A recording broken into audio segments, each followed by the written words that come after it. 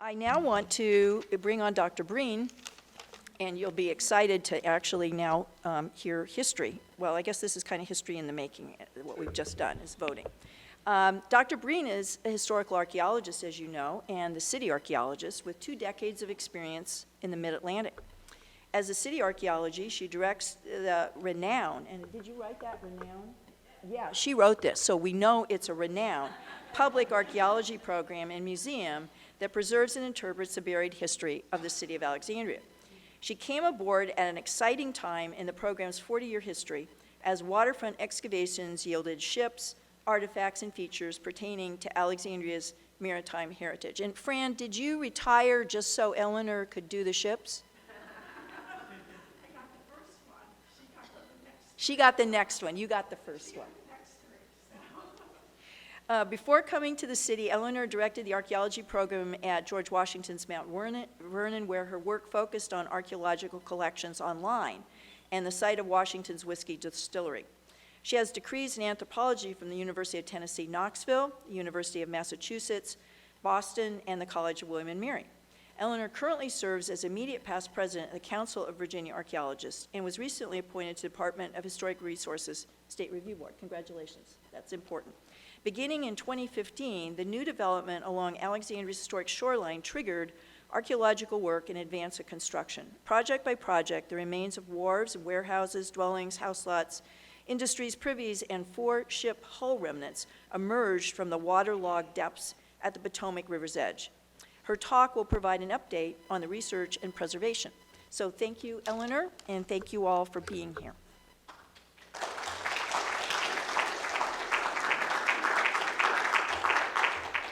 Good evening, everyone. It's really a pleasure to be here tonight. It's so good to see everyone, and I do just want to take a minute to acknowledge some people in the audience, because it's just wonderful to see current and past Archaeological Commission members, and our chair is here tonight. There are members of the Friends of Alexandria Archaeology Board and general members. Some of our volunteers are here that make all the work happen in archaeology. And I also want to acknowledge tonight our former honorable retired city archaeologists are both here, Pam Cressy and Fran Bromberg. If you can ever imagine, yeah, thank you. If you can ever imagine giving a lecture to your role models, that's what I'm experiencing right now. A little bit anxiety and also just kind of awe-inspiring. So thank you for all you've done to set this program in motion and keep it moving forward.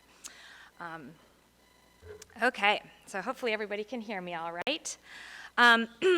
Alexandria has changed dramatically over the past few decades, as we all know.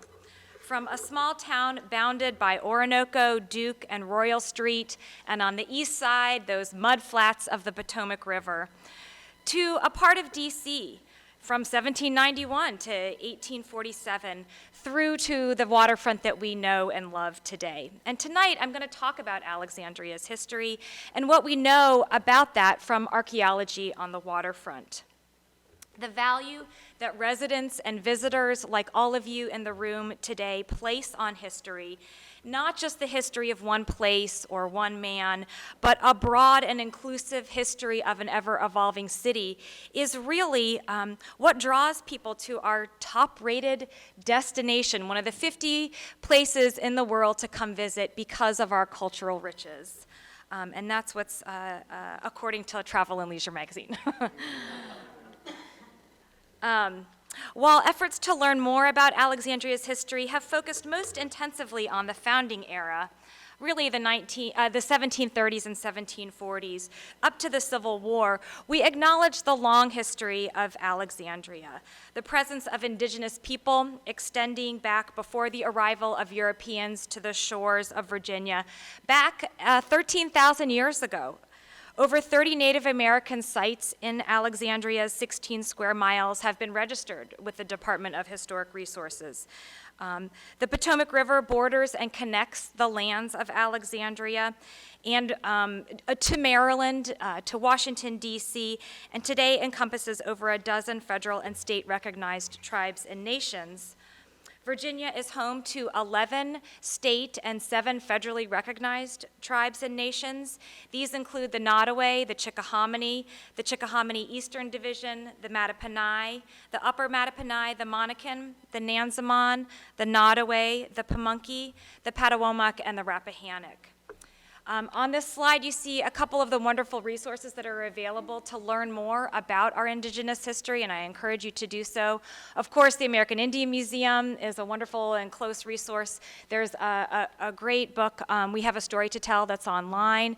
There's also an excellent Virginia Heritage Trail, Virginia Native American Heritage Trail, rather, put forward by the Virginia Foundation for the Humanities.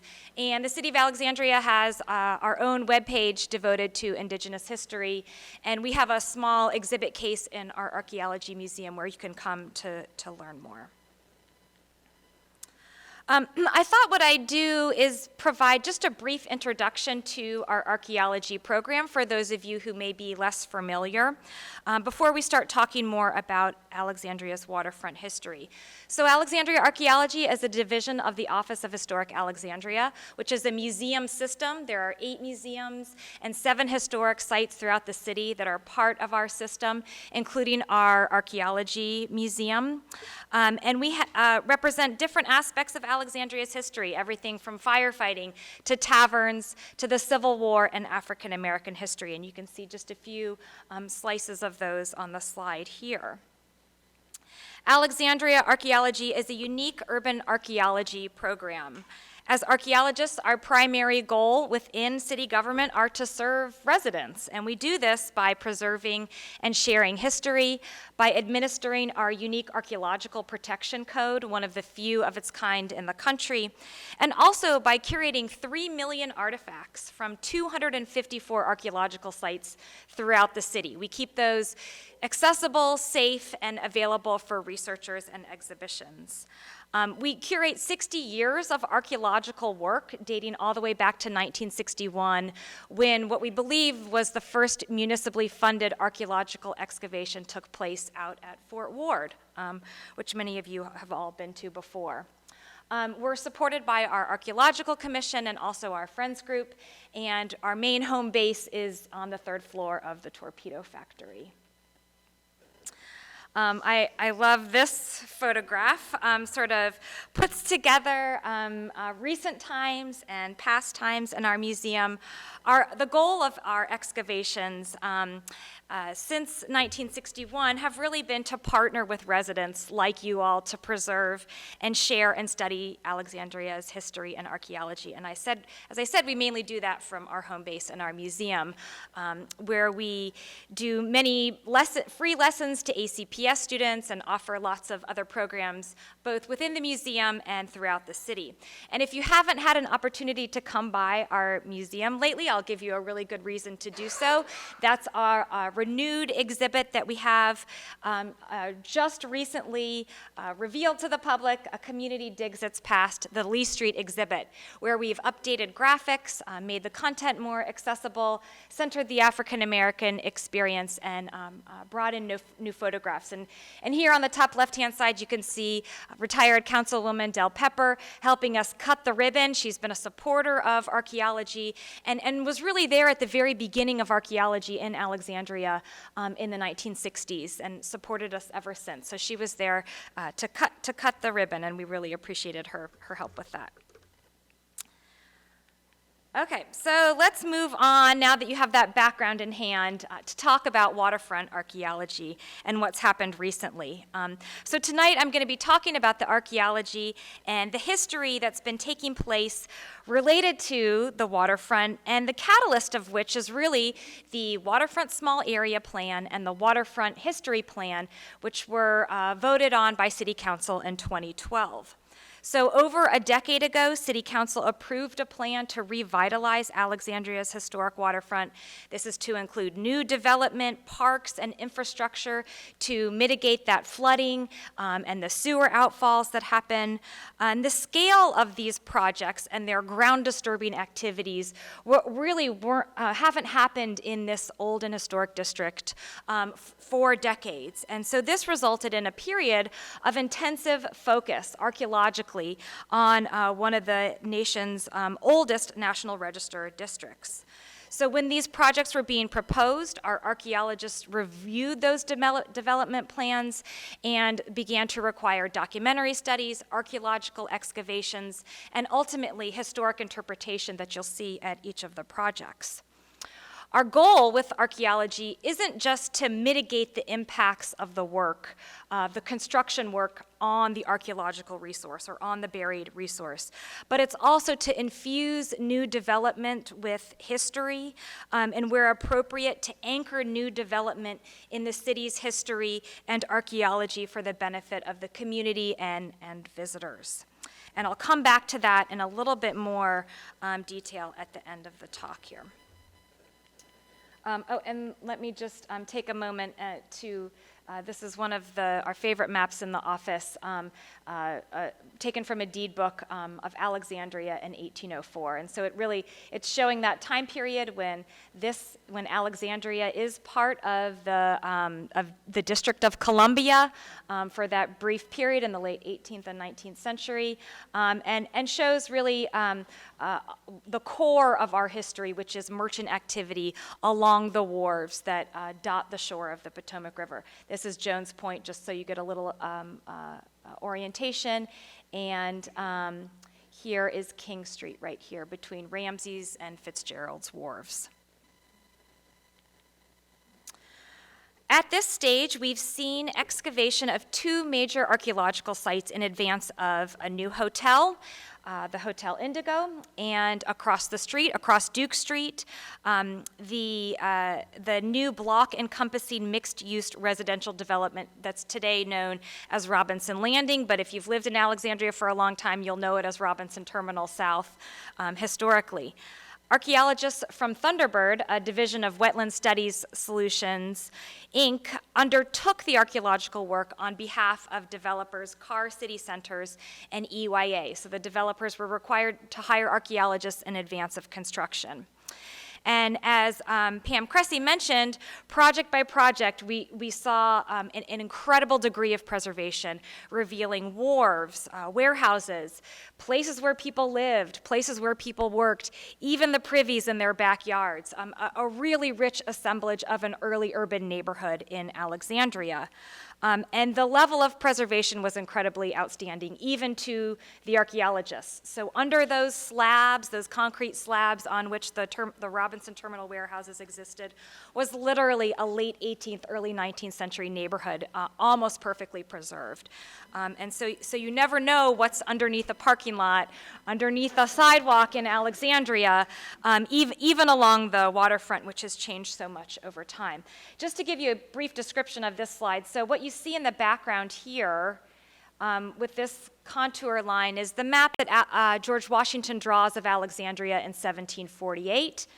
You'll notice that that's distinctly different than the topography of Alexandria today. This is our modern shoreline. The modern street grid has been overlaid on top of that 1748 map. And what you'll notice, as I said, is that there's pretty different, a drastic difference. And that's because primarily during the 1780s and 1790s, Alexandrians undertook a major effort to fill in this crescent-shaped bay, all for the purpose of reaching the land out to the deeper channel of the Potomac River and making Alexandria a more economically efficient city. So that's what's happening here, and these are the two archaeological sites that I'll talk more about tonight. In the 1780s and 90s, as I mentioned, a massive, well-orchestrated and largely undocumented, except in maps and except in archaeological, in the ground, effort to reclaim the land from the Potomac River occurred. What you see at the bottom of this slide is an artist's rendition of what Alexandria looked like in the 1760s before that massive land-making effort commenced. So you'll see this is the Carlisle House. You'll notice the steep banks leading down to the riverside, and this watercolor was carefully drawn with the assistance of archaeologists to kind of bring together that rich history into this artist's rendition. You'll see the larger ships out there in the deeper channel of the Potomac River, and the smaller ships shuttling goods back and forth from those bigger ships to the edge of the Potomac River. And so that's essentially what people were trying to overcome, was the need to unload onto a smaller ship and bring that ship closer to the edge. They were bringing the land to the deeper channel of the Potomac River and creating new and usable land. In fact, 10 city blocks that didn't previously exist were created during this time period. The land-making process, called banking out, is a process that involved individual landowners, enslaved people, white laborers, cutting into these 15 to 20-foot high steep banks and carting that earth into the shallows and the mudflats of the Potomac River. Enslaved and indentured laborers were undoubtedly employed in the land-making efforts, as is captured in sparse, just a few newspaper accounts. On April 14th, 1785, the Alexandria Gazette reported that, quote, "Last week, as a Negro man was digging under the bank, unfortunately, a large mass of earth fell upon him and fractured his thigh." So we have to put this in the context of the time and understand the toll that this effort took on the laborers involved. These ship hull remnants, these 4 ship hull remnants that have been discovered along the waterfront, are really striking evidence of this land-making activity. The recent archaeological work is best known for the discovery and excavation of these 4 derelict ships. These hulls were not shipwrecks. They didn't meet a catastrophic end and sink to the bottom of the Potomac River filled with treasure or gold. They were old ships past their sailing life, stripped of anything usable, cut to size, put at the bottom of the mudflats, and used to secure that mud from the forces of the tide to keep it in place and essentially form the foundation of the wharves and warehouses and houses and businesses that were built on top of them. And so whenever we hear shipwreck, we think, well, that gives a little bit of an incorrect impression of what these ships actually were used for. And in fact, this practice is common. It's not just something that Alexandrians undertook. It's a worldwide cultural practice. In fact, an archaeologist named Bedford has studied this throughout the country: Portugal, England, Bermuda, New York, Boston, San Francisco. There's a lot of places where derelict ships are used as vernacular architecture. They meet an architectural need. They address the local environmental condition by using some kind of practical solution. And in this case, it's a ready-made piece of architecture that's used to build new land. So these ships are significant in what they inform us about this land-making activity that's largely undocumented, but they're also significant in the pantheon of archaeologically recovered ships because they represent everyday merchant activity that characterized Alexandria's history. These ships were the Amazon trucks of the 18th and 19th century, if you want to think about it like that, carrying the goods necessary for daily life across the Atlantic Ocean, up and down the mid-Atlantic, delivering and loading and unloading those goods. So hopefully that puts these a little bit in context. And if I can just pause to explain this slide. So here we see one of those derelict ship hull remnants. Here's another one. These are both from the Robinson Landing site. What I want to point out here are the timbers in this location and the timbers here. Those are the wharves that are literally built, notched into and built on top of these ships. And in the case of this is ship 2 from the Robinson Landing site, you can see the foundations of an 18th century stone warehouse built on top of that wharf. So we see multiple layers of construction happening in rapid sequence in the 1780s and 1790s on top of these ships, and they are really truly unique. And so, just to give a little bit more information about the excavations, the first ship discovered was in 2015. I was hearing some people talk about a very cold day that you may have made a trip down to the Hotel Indigo construction site to see the excavation of the ship at the bottom of the construction site in advance of the construction of the Hotel Indigo.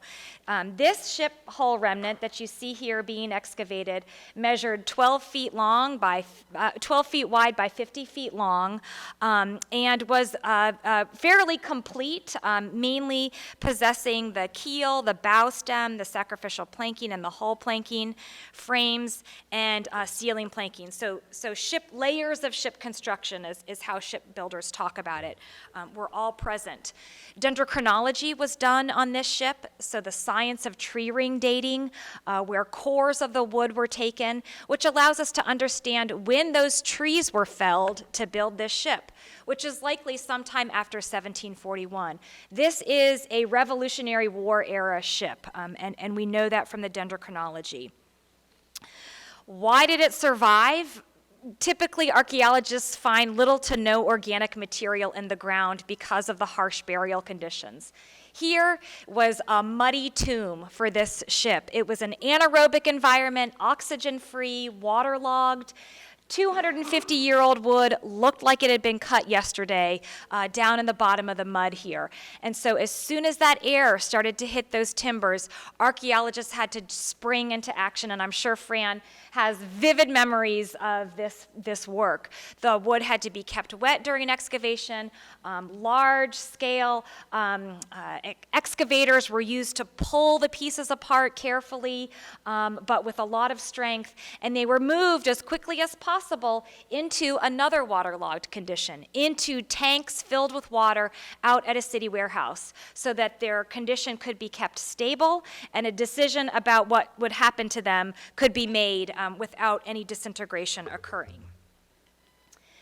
And so a decision was eventually made, which was to pack each of these timbers up like Christmas presents and drive them all the way to Texas A&M University's Conservation Research Lab, where they've been since 2017, undergoing the mechanical and chemical process of conservation, which is essentially changing the cellular structure of the wood to make these timbers able to come out into the air and be put together and put on exhibit for people to enjoy and study for generations to come. And that's the goal of this project, of this part of the project anyway. We received funding from the National Maritime Heritage Grant Program through the National Park Service to undertake the conservation, which is still ongoing and will be for at least another 2.5 years. But we did have the opportunity with this grant funding to go for a visit down to College Station, Texas, and see our timbers undergoing the conservation process, to really understand the work that was happening down there. And of course, to get our pictures taken in front of the largest archaeological freeze dryer in the world, which is a major piece of equipment necessary to complete the conservation process. So in the end, all of those timbers will go into that chamber for at least 6 months and go through the process of removing any remaining water in the cellular structure of the wood. We also had the opportunity to view the shipwreck called LaBelle, which is a shipwreck off the coast, the Gulf Coast, that was resurrected by archaeologists from Texas A&M University and has gone through this similar process and is now on exhibit at the State Museum in Austin, Texas. It's a fabulous exhibit if you ever have a chance to go to Austin and go to the State Museum. The Bullock Museum, I would highly recommend it. These images show you what the goal of this conservation project is. Like I said, reassembly and exhibition in some kind of support structure. This is a Viking era ship. This is a bateau, a 17th century bateau on exhibit in Quebec. In the meantime, we knew that we would need to do a lot of interpretation of this ship. But without the physical, tangible ship itself, the next best thing was to commission a model. So the archaeologists at Texas A&M created one of a kind in the world model of our ship, which is to say they 3D printed each of the individual timbers and reconstructed them, put them in a conjecture wireframe hull to show what the rest of the ship would have looked like before it was cut down for landfill, and that's on exhibit in our museum, and I hope you have the opportunity to come by and see it. It's really one of my favorite archaeological interpretive devices, because I think it really shows what archaeologists do, which is take a piece, a fragment of the past, pull in historical documentary evidence, comparative evidence, other pieces of evidence to create our best interpretation of what happened, and that's sort of all encompassed in this model. So just as Fran was retiring, the next step was to begin excavations at Robinson Landing on the part of the Thunderbird archaeologists, who then quickly found 3 more ship hull remnants buried on their site. And so this map gives you a sense of the relationship of the ships to the shoreline and to the streets. So this is the Hotel Indigo ship. Here's Duke Street. This is South Union. This is the Strand. This is the Robinson Landing development, and these are the 3 other ships that are found just 3 years later. So that makes 4 ships on 2 city blocks discovered within 3 years. The other thing I want you to notice on this slide is the progressive extensions of that shoreline. So you see the 1748 map that George Washington draws before Alexandria is founded. You see that here. You also see the 1798 map that George Gilpin shows. Again, that quick extension of the shoreline in the 80s and 90s. And then this is the 1845 shoreline as depicted by Ewing. And so we already have a little bit of an understanding of perhaps when these ships went into the ground just by looking at their relationship to these historic maps. We conjecture that these 2 ships probably go into the ground first because they're the closest to that original ground. And they would have been potentially sunk or scuttled first. So the next step was to move on to what to do next after these ship timbers were excavated. Well, we quickly jumped into gear again using our previous model of carefully documenting and dismantling the timbers in the ground and quickly moving them and submerging them in tanks of water. This time it was 9 12 by 24 foot backyard pop-up pools that housed the ship timbers out at a city warehouse. And if you want to know what that looks like, that's what you see here. So those tanks contained 1,185 timbers for the course of about 4 years while we went about the process of figuring out what to do next. We knew that we needed to glean as much information as we could from these timbers, that we probably wouldn't have full funding at this time or a location to exhibit 3 more ship hull fragments. So the next step was to undergo what we did with the timbers from the Hotel Indigo, which was a full-scale 3D laser scanning of each individual timber to capture that information and create a digital model and create a physical model. And that's what you see the archaeologists from Texas A&M University doing. They flew up with their 3D laser scan equipment. We pulled every single timber out of those pools and 3D laser scanned them to capture as much information as possible. And here's our fleet. So this is 4 computer-generated models of the Alexandria ships that have been so far excavated. What's really remarkable, especially when you talk to underwater archaeologists about this fleet, is that we have a fleet. Most often you just have one ship, you carefully study it over the course of your career, but here we have 4. We have the opportunity to do some comparative research and look at them as a set and forward our knowledge on ship construction and what merchant ships would have looked like from this time period. So interestingly, we have the bow and starboard of each. So this is the bow, this is the starboard of each of the ships. The stern is present in just these 2, so we have the aft or back end of the ship in just 2 of them. And what we also see, which is very interesting, is along the keel or along the spine of the ship, axe marks that show purposely cutting these to a manageable size to use as a piece of architecture. What's a little misleading is that this looks like those are axe marks as well. But in fact, if you came down to the foot of Wolf Street, that hot spring in 2018, you would know that this is actually an effect of the construction process. When the wall of the parking garage cut through the ship, about the keel, about half of it, leaving the remainder of the ship under Wolf Street, and the majority of the ship to be excavated by the archaeologists who are doing the work inside the zone of construction or the area of effect. And so that's why that's what's created that line. That line there. What we know is that the holds of these ships ranged from about 40 to 260 tons. They ranged from about 50 feet long to over 100 feet long when they sailed.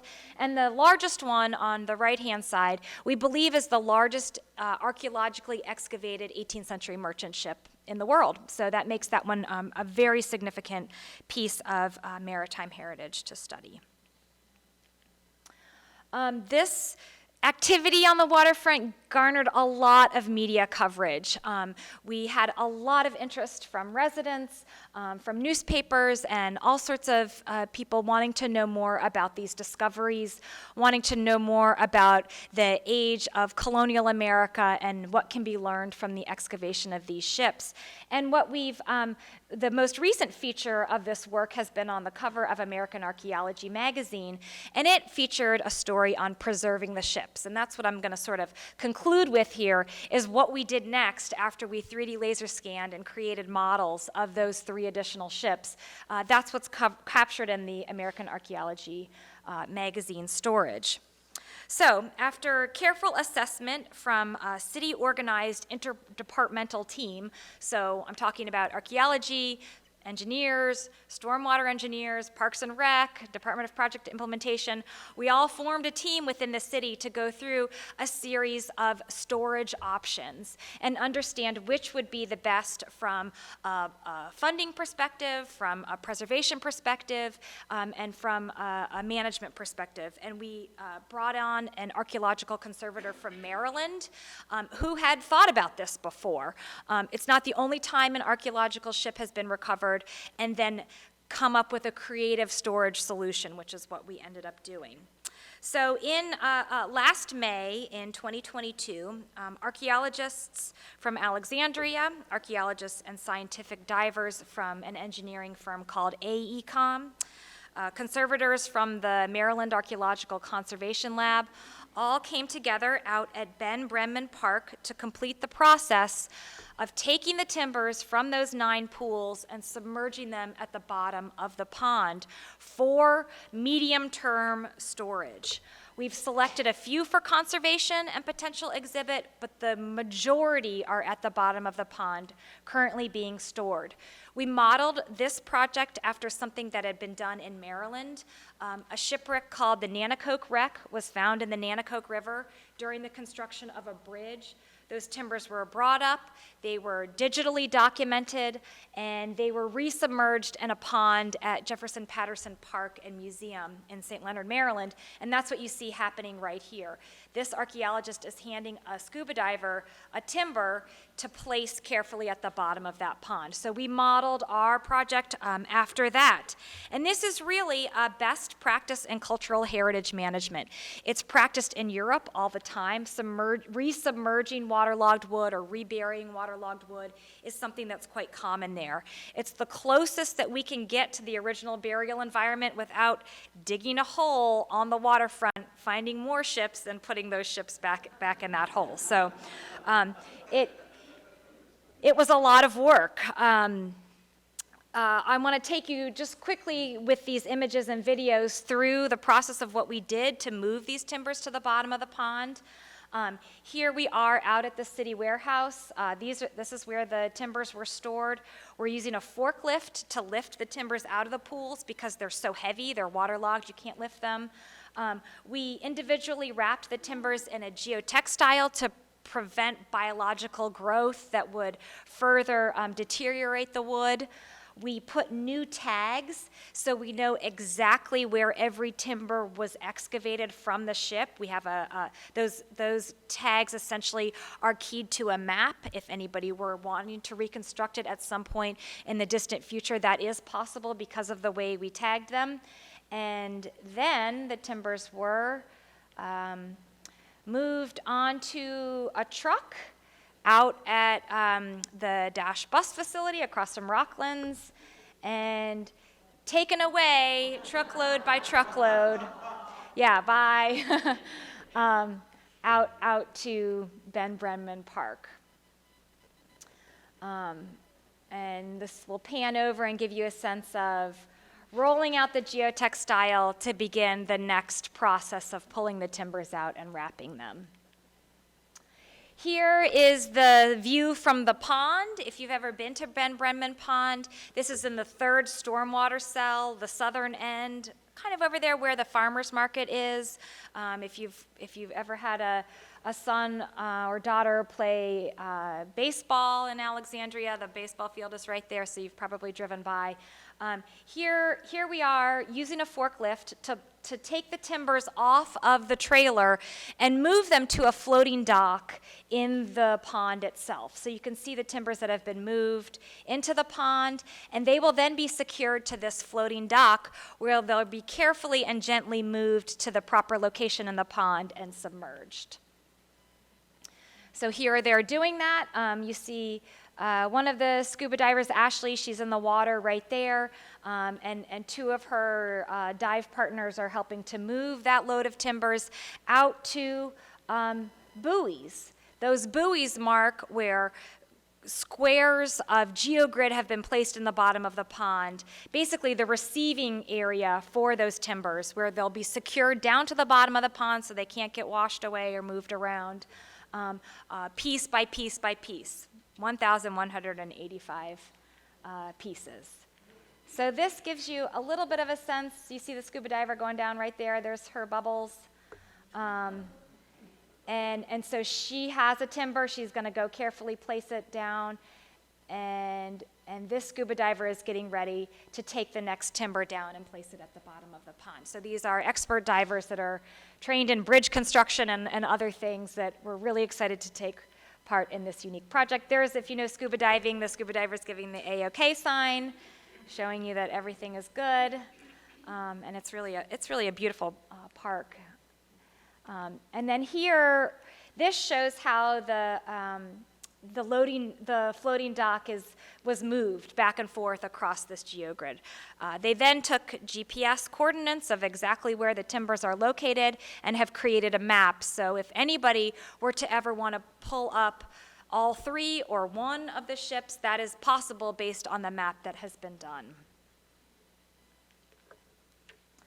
And here's the trusty crew of archaeologists and divers from AECOM. This is Dr. Garrett Fessler, one of our other city archaeologists, standing there and helping out in his waders. So moving on to next steps. If you've been out to Ben Brenman Pond recently, you'll notice that there are 3 new historic interpretation signs that talk about the process, that explain everything from excavation to how we reconstruct the past to how and why we put them at the bottom of the pond. And those signs are around that third stormwater cell. We'll continue to do outreach and education. We've registered our new archaeological site at the bottom of the pond, so people will know about it for generations to come. And we've implemented a monitoring schedule. And I should also add that all of this was done in close coordination with other city staff, in close coordination with the Cameron Run Civic Association and other civic associations in the area, and with a lot of guidance from our Archaeological Commission along the way. So this is the newest information that we just completed about 2 weeks ago, earlier in June, which is beginning to implement this monitoring schedule. We didn't just set it and forget it. We are going back and diving on these timbers to ensure that this creative storage solution is actually the right one moving forward. We had archaeologists and scientific divers out there in June to dive on the timbers to ensure that their storage solution is not moved, that there's no issues, that a protective layer of silt has accumulated, essentially like a muddy blanket has formed on top of the timbers, which was really encouraging to see. They also pulled up a sample of timbers to test to ensure that they haven't rapidly degraded or changed in any way. And all good news, the sample timbers are in very good condition. The wood has maintained its integrity.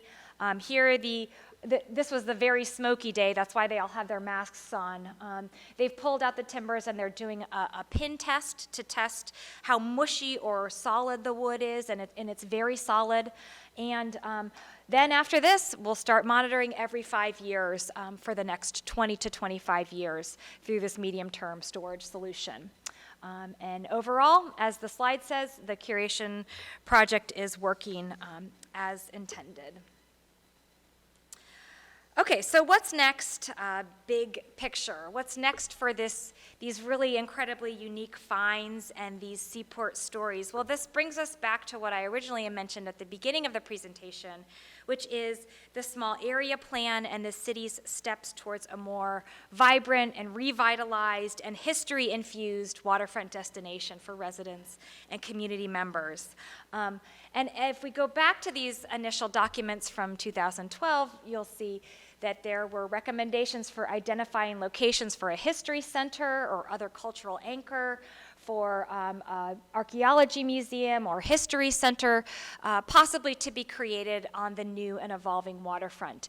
And in fact, the city has provided funding for a museum feasibility study to take place pretty soon here over the next year to understand if there is a location that exists or if one would need to be newly constructed to house this archaeological remnant that's being conserved at Texas A&M and all of the other hundreds of thousands of artifacts that tell us about the daily lives of people who lived in Alexandria in the late 18th and 19th century. So that's one of the next steps, is to undergo a study to see if there is a feasible location for some kind of new history facility. But in the meantime, we're continuing to work with developers, with our history partners, and even artists to infuse history in Alexandria's waterfront. If you've seen the new temporary art installations that happen in Waterfront Park, you'll know that almost all of them have been influenced by history.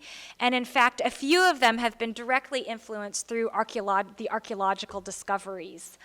Including the most recent one, which is 2 boxes of oranges in Edmonia Jackson, which has an inspired ship hull remnant and encourages visitors to think about the intersection of history, cargo, and slavery during this time period, and I hope you get a chance to see that if you haven't already. Additionally, if you've ever gone into the entryway of the Hotel Indigo, you'll see what I think is one of the most unique entryway graphics in a hotel, where you're probably more used to just like a picture of a flower or something. The Hotel Indigo actually took the drawing done by an archaeologist of the ship found at their site and made that into a pretty large-scale entryway graphic. And so they've really embraced the waterfront history as part of that hotel. And one of the other major initiatives that's happened, and I'll pass out I have QR codes and flyers for this project, is the Alexandria African American Heritage Trail. And Audrey Davis can tell you a lot more about this project as well. Archaeology and the Black History Museum and some of our incredible community historians have been working together to produce 2 routes along the waterfront that both begin at Waterfront Park. One goes north and one goes south. and leads people through the contributions and experiences of African Americans to our historic waterfront. Right now, it's experienced on your phone as what's called a story map, or at the comfort of your computer, just on a website. But in the coming months, there will actually be historic interpretation signage of some of the stops. And so that as you walk, you can go from sign to sign and read more about these stories. And this gives you a little bit of an idea of some of these stories. This is the QR code that will take you to the landing page where those waterfront trails are offered. And so as things change and develop, we're continuing to do research and continuing to think about the ways stories can be shared along Alexandria's waterfront. And I'll just conclude by, if you're interested, there are many ways to stay active with Alexandria Archaeology. There's joining our friends group and being part of the incredible events and activities that take place throughout the city. You can sign up for This Week in Historic Alexandria, which talks about events that are across the city, and of course follow us on social media, or just come by the museum for a chat. Archaeologists are always there and happy to answer questions or meet visitors that you've brought in we had some from Norway today, we had some from Texas, from really across the world and across the country. So I thank you for your enthusiasm and energy in hearing about this tonight, and I'm happy to answer questions and talk more after the talk, so thanks. Yeah.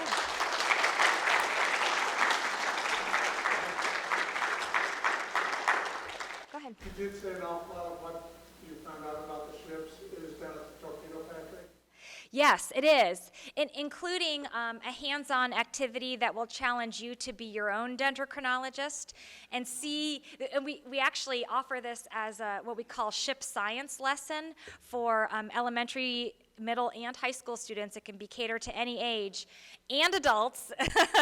A lot of adults find it very interesting too, but we have it as a separate lesson that's free to ACPS students. But we also have the model of the ship exhibit. And if you come on Tuesdays, Linda Lovell, I'm sure, would be happy to engage you in probably the best interpretation that's out there in our museum. Thank you, Linda. Yeah. Go ahead. So using the pools in the warehouse, do you use river water or fresh water? Just water from the tap. And we had a lot of discussion about whether we needed to be using some kind of specialized water, slightly brackish water, and all the recommendations from the conservators were just keep it submerged, just keep it wet. And don't do anything that would prevent some kind of conservation treatment in the future or some kind of storage solution in the future. So that was the easiest thing to do. It did require a lot of effort on the part of archaeology staff. We had to go out and change the water and try to mitigate any biological growth that was happening, especially in warm summer months, and just generally kind of check on them. So it was a lot of work, and it was just a temporary solution. Those pop-up pools weren't going to last forever. So, and neither was our squatting in that city warehouse that was much needed for other purposes in the city. Yeah. You mentioned about 6 months for the freeze drying. Yes. How long is the whole process at A&M? Years. So it started in 2017. First has to go through a process called chelation, which is removing all of the remnant iron from the fasteners, the nails and pins and things, because that can cause a lot of problems in the future. And they've seen that at the gunboat Philadelphia and the Mary Rose and the Vasa, some of these other ships that are across the country. So they're learning their lessons with conservation. So it's still going through chelation. It's just starting the process of impregnation with polyethylene glycol, so basically a wax substance, a wax bath for another 2 years, and then freeze drying for about 6 months. So that's why I think it'll be at least another 2.5 to 3 years. And they're really experiencing some difficulties because the degree of preservation of the wood is so high.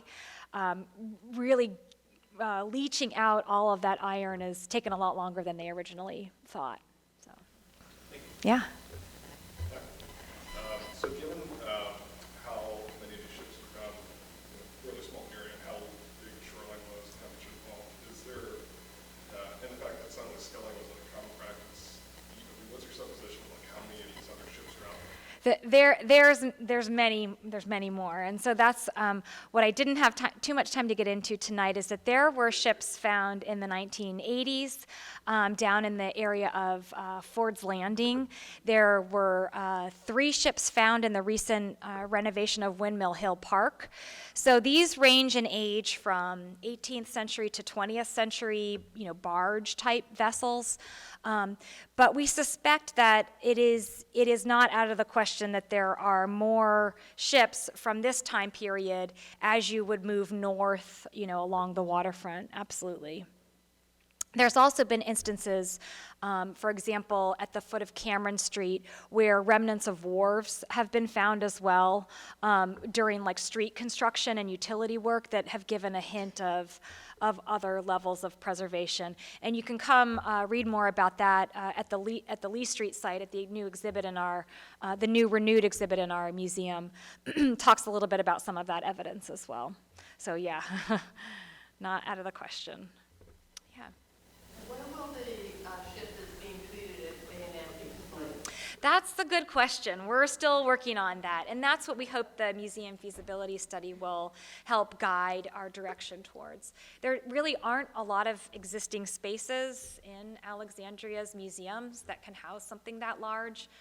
So either we'll have to get creative with only exhibiting part of it, or with a long-term solution being full exhibition, or sort of thinking through what are the feasible options that are sort of throughout Alexandria. But it will come back here. It will come back here. They are not going to keep it in Texas a day longer than it's done, even though they have all the space in the world. They really churn through maritime conservation projects there. So yeah, good question. Yeah. The Alexandria Archaeology Museum is awesome. Thanks. When I first moved here in 1995, I was like, oh my God. Yeah. But it's small. You could use double, triple. Have you thought about how big something could be to really house our history? Yeah, so it could be as big as your imagination would allow. I think we definitely have one of the most long-term and robust archaeology programs in the country, absolutely. And I think that it's part of what makes Alexandria's history unique. There's, like I said before, the archaeology, we still haven't received the entire collection from the Robinson Landing site, so we've only seen some pieces here and there. It's still being worked on and still being reported on. But when that comes back, that will be over 100,000 artifacts alone, and many are from privies and are in incredibly good states of preservation, and I think would offer an incredible exhibit, especially bringing in the treasure trove of documentary evidence that exists in the form of tax records. We know who lived in what sequence on what part of Duke Street and the alley behind Duke Street. And we know from census records, from mutual assurance policies, all sorts of things could be knit together, I think, to create a pretty fabulous exhibit. So it would have to be, if it's exhibiting the ship, it would have to be at least 50 feet wide. Yeah. Yeah, Sean. Do you think there's any chance over the next 10, 20, the future, as you put it there in your talk, that people could lose interest or the ships become very bureaucratically? Very bureaucratically. That's a good question. So we've done everything we can to sort of prevent the loss of memory about them in the pond. That's why the Archaeological Commission recommended that we register it as an archaeological site, even though it's not historic, it kind of is historic. That puts it on the map at the state level. And additionally, this project was really in such close coordination with other departments and is in our Parks and Rec, operated park, that I think that that it has a good chance of being remembered at least every 5 years for the next 25 years. Yeah, yeah, Linda. I'll say that I live in that area. Yes. And go to the farmer's market there on Sunday mornings, and I see people leaving the sign. Oh, that's good. Absolutely, and the turtles are happy in the pond. Yep, hasn't changed. A group that has lots of turtles. Yes. And snakes. And snakes, and snakes, yeah, as we saw. ton of turtles. But, yeah, people are reading those signs all the time, so. Good, excellent. Yeah. Well, I was just amazed that the construction crew knew the stuff. I mean, usually you think. Okay, that's a great point. So, what's often reported in the newspapers is that construction workers found ships. But in fact, there were archaeologists on the ground directing the backhoe, directing the shovelfuls of dirt, and Dan Basie, the archaeologist from Thunderbird, saw, at least at the Hotel Indigo, saw a scoop of dirt, saw a timber, a piece of wood kick up, and thought pretty quickly that at Robinson Landing that another ship had been found. And so then he directed very careful excavation to fully expose it and to allow archaeologists to document it. It's unusual in most cities, especially at projects that aren't mandated through Section 106, the National Historic Preservation Act. Things that aren't federal undertakings often don't involve archaeologists, but because the city instituted an archaeological protection code in 1989, it puts archaeologists in the development process alongside all the other pieces and parts that go into a new development. And for a lot of work in the city, we don't require archaeological work, but if there is a two-story deep parking garage going in an entire city block between Duke and Wolf Street, the likelihood of finding something and absolutely needing archaeologists is very high, and we expressed that from the very beginning of the work. Yeah, thanks. That's a good clarification. Janice, yeah. Refer to the development of this code and the fact that you folks have to be called in at the very beginning. How much was lost in the earlier years? I know you're just speculating on it. That's a really good question. Hard to know. I think, archaeologists were present from the 1960s on, but certainly I think examples like Freedman's Cemetery, where there was loss because of a gas station and an office building built on that site. We have had glimpses where there has been archaeological loss because of development, but there has been a pretty active archaeological component, at least in Old Town, and a little bit at Fort Ward since the 60s, and it's grown since then. Yeah. That's a good question. Oh, thank you.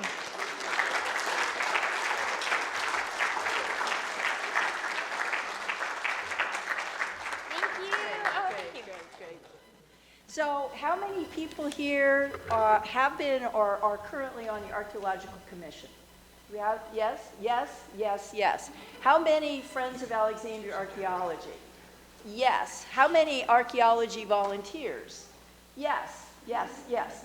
So thanks for coming, and all your questions and why Alexandria has this and why is there a resource protection code, thank yourselves. Thank the people that were here in the 1960s and 1970s who spoke up. It's the Archaeological Commission that said we need a resource protection code. Who'd heard of that? I thought that was nuts. How would you ever get the developers to pay archaeologists ahead of time? That's not an emergency. And the commission said we can do it. And that's what's happened with the museum. The commission said, we need a museum. We need to be in the art center, not in the part that we had I can't even tell you what it was. Anyhow, so thank yourselves. Thank you for coming out tonight. And the way you'll get a bigger museum is by speaking up. And the 50th anniversary of the Archaeological Commission is in 2025. And our anniversary of the Historical Society, 2024. Why all of this 50 years? What was happening in 1973, 74, 75? Remember the bicentennial?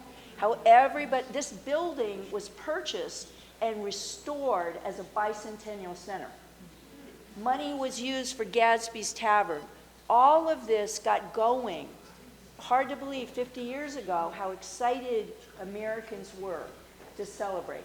And so here we are now. We can say thank you to the founders and what we have found and discovered in 50 years. We can say, what's next? And I love the questions. What's next for the next half century? So please join our organization, $20, not so bad, and come and get on our Facebook page, our website, get our newsletter, and come to our talks the 4th Wednesday of the month, September and October. So hope to see you all again. Thank you, Archaeology.